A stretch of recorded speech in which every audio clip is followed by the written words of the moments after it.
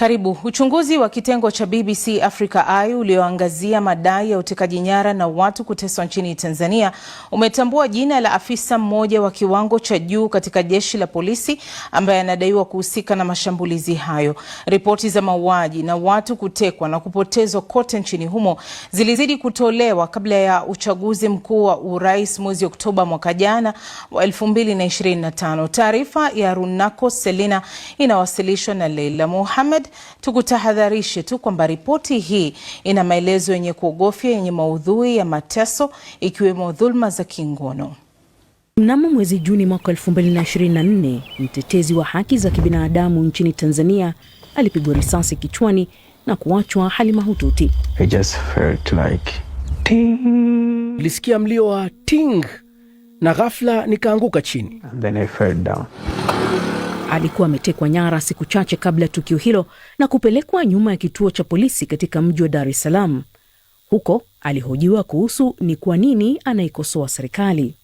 They were now starting asking. Walikuwa sasa wanauliza, "Wewe Sativa, bosi mkubwa serikalini na kutafuta.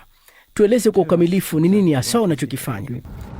Mwakabela anasema kwamba alisafirishwa kwa gari kwa mamia ya kilomita kote nchini ambapo aliteswa na kutupwa katika mbuga ya wanyama kitaifa ya Katavi iliyopo karibu na mpaka na Jamhuri ya Kidemokrasia ya Kongo. Baada ya tukio hilo, amemtambua mtu mmoja ambaye anaamini ndiye mhusika mkuu wa tukio hilo la utekaji. Faustin Jackson Mafwele. Mara ya kwanza nilipoitazama picha yake, mwili wangu ulitetema kana kwamba nilikuwa narejeshwa kwa zile siku ambazo niliteswa. BBC Africa Eye imezungumza na waathiriwa wengine watatu ambao pia wanadai kwamba naibu kamishna huyu wa polisi alihusika katika kuwapoteza. Niliporudi nilitaka kupotea. Niliporejea nilihangaika kiakili na kuwazia kujitoa uhai. Niliporejea nilihangaika na uraibu wa pombe. Mwanaharakati huyu wa haki za kibinadamu kutoka Kenya aliwekwa kizuizini nchini Tanzania mwezi Mei mwaka jana. Anasema alihojiwa na kutishwa na afisa huyo Faustin Jackson Mafwele.